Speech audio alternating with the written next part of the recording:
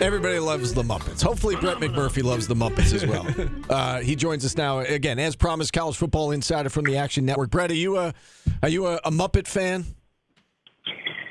Yeah, I'm showing my age. I am too. I like the one where the chef did hot butter popcorn. That was a favorite of mine. That is good. Yes, that is good. Great memory, certainly going back to the Muppets. All right, let's talk college football and realignment. And I mean, there's a lot to get to. So I guess bring us up to date on whatever the latest is with the Pac-12 and they're trying to rebuild that conference. What is the latest with the Pac-12?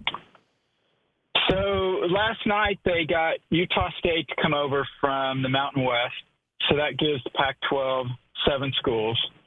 That drops the Mountain West to 7 schools.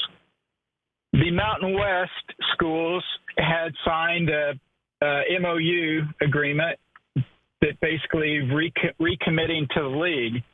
And it was based on being an 8-member league with the remaining 8 members after the 4 that left to the Pac-12 recently. Utah State never signed that, and then they go to the Pac-12. Everyone else had signed it.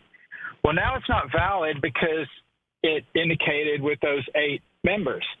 So now the Mountain West is regrouping and trying to figure out what they're going to do. And also because of that, UNLV is reconsidering their commitment to the Mountain West, and they are now reconsidering the Pac-12.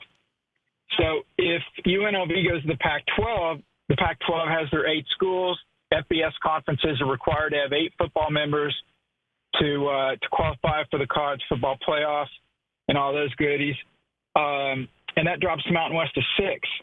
If UNLV goes to the Pac-12, then there's a very real possibility then Air Force could go to the American to hook up with the Army and Navy.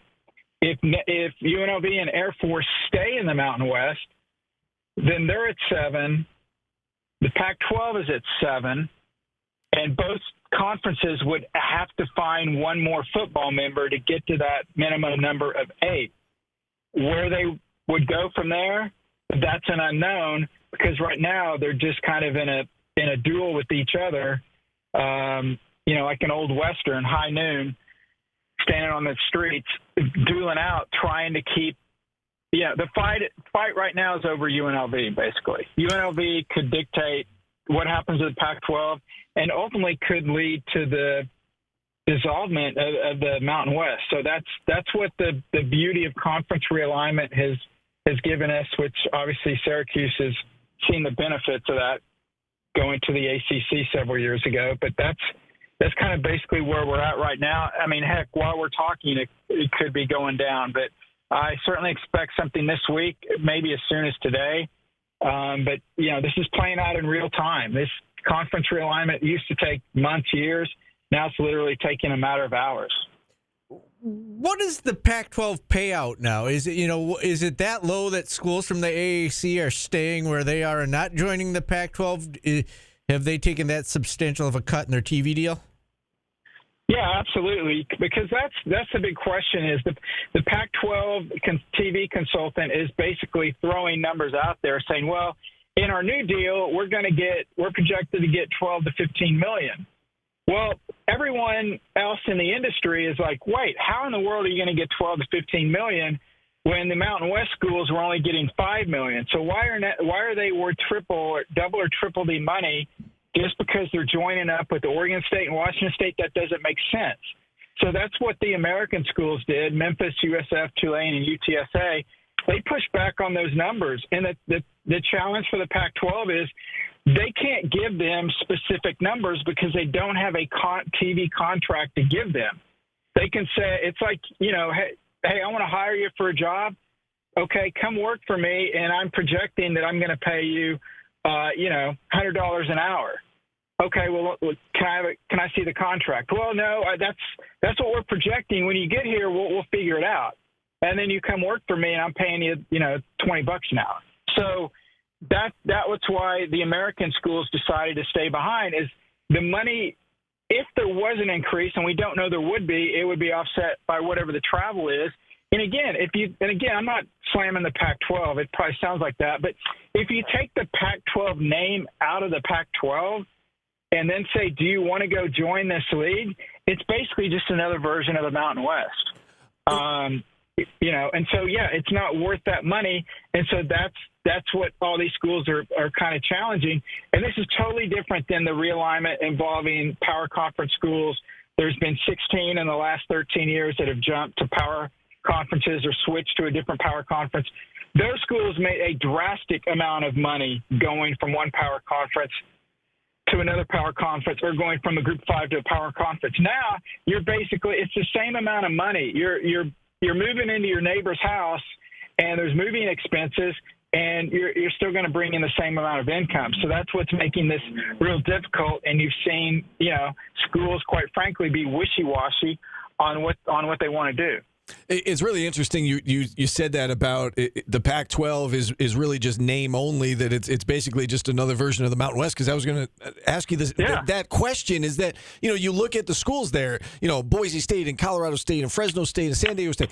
Let's say for the sake of argument they get to their 8 or more, and they've got enough schools to be involved in the college football playoff. Does the Pac-12 go into immediately getting an automatic bid? Or would the Pac-12 have to prove something in order to get an automatic bid in the college football playoff? Well, first, nobody quote unquote gets automatic bids anymore. It's the 5 highest ranked conference champs. So, for instance, if Miami wins the ACC and they're ranked 73rd, they get an automatic. They would not necessarily get a bid to the playoff if there were 5 conference champs ranked higher than 73rd. So I think what you're referring to is financially.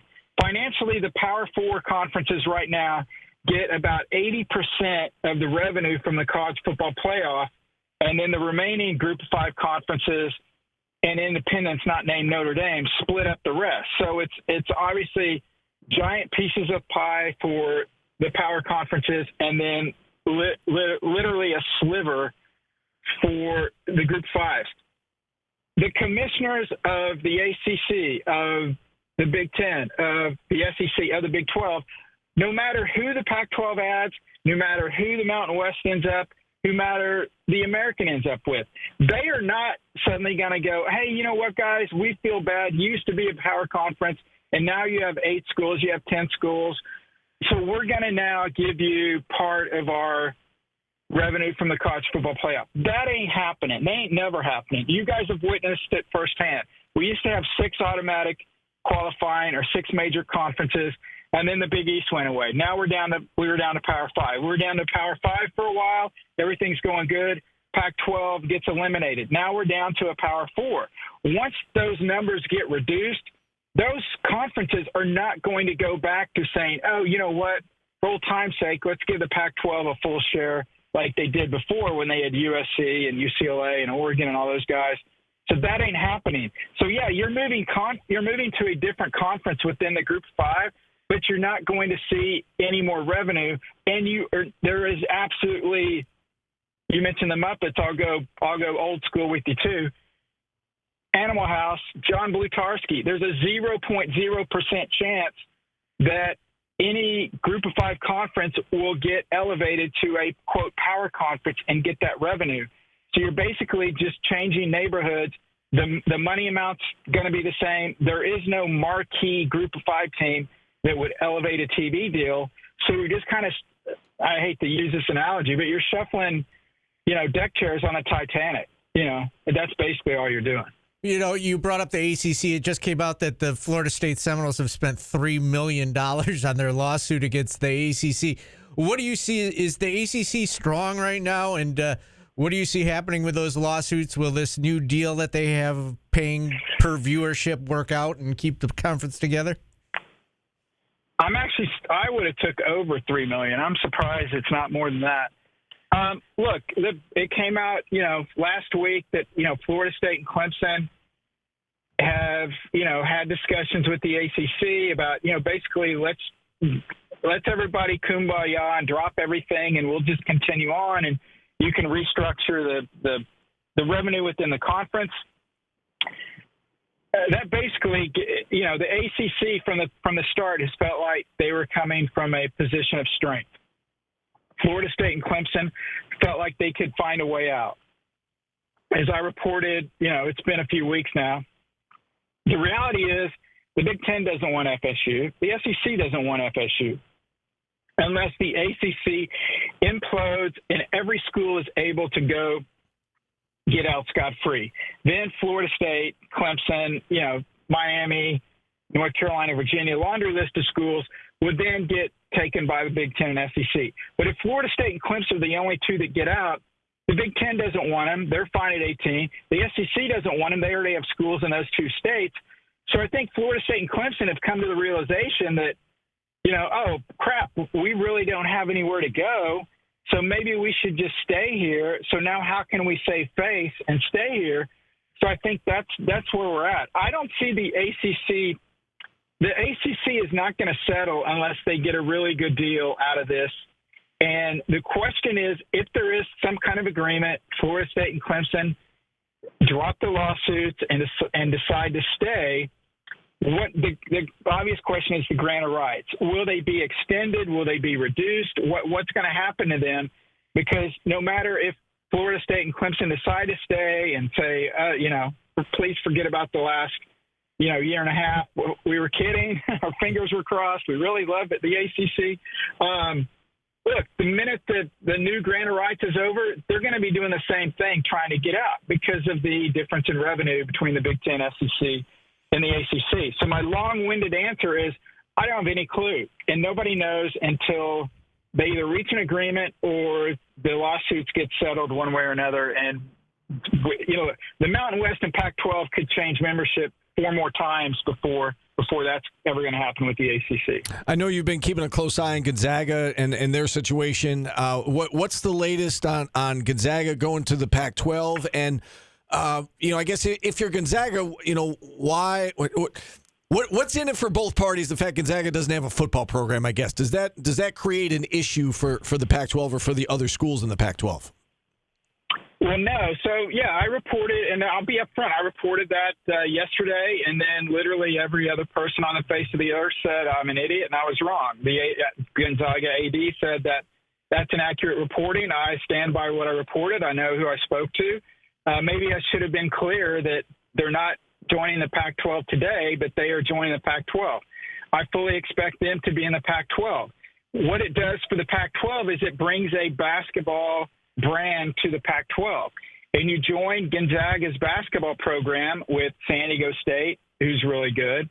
Potentially, if they get UNLV, which is a very good basketball program, potentially also, you're increasing the strength of the Pac-12 basketball league. And for Gonzaga, you're getting into a league that's going to pay you more money. We're talking about how the Pac-12 doesn't pay that much. Whatever they end up paying is still going to dwarf what Gonzaga gets in the West Coast Conference. So that obviously would not count towards having 8 football members. But, it's kind of similar to the American. The American has Wichita State as a non-football member. So it would be something like that. I mean, Hawaii is a football-only member in the Mountain West right now. Their non-football sports are in the Big West. So that's why Gonzaga would do it. That's why the Pac-12 would do it. But ultimately, we have to see what happens. You either trust my reporting or you trust everyone else out there that says I'm wrong, and pick your horse, and we'll find out. We'll find out if I'm right or not. I certainly would not report something based on hearsay or nonsense. So, I'm confident, but that's why they would. That's why they would go after Gonzaga. I mean, remember, the Big 12 had an interest in Gonzaga at one point and considered bringing them on as a basketball-only member. You bring that up with the Big 12. There were rumors early on, a little while ago, that UConn was being courted by the Big 12. Is that true? And what is it that keeps UConn out of major conferences? Wow. Well, partly because their football team has been, so bad, and it's unfortunate, but that's, and conference realignment through the years has kind of changed. It's gone from, it used to be markets. That's how Rutgers got into the Big Ten, the size of your markets, Maryland into the Big Ten. And then it got to a point where you needed the best football programs you could be on board, and that's Louisville. That's how Louisville got the nod over UConn back then to get into the ACC. And now it's kind of changed where you kind of, depending on the conference, you may want the best football program you can bring in. The market size and value and all that stuff has kind of changed now with streaming markets and all those things.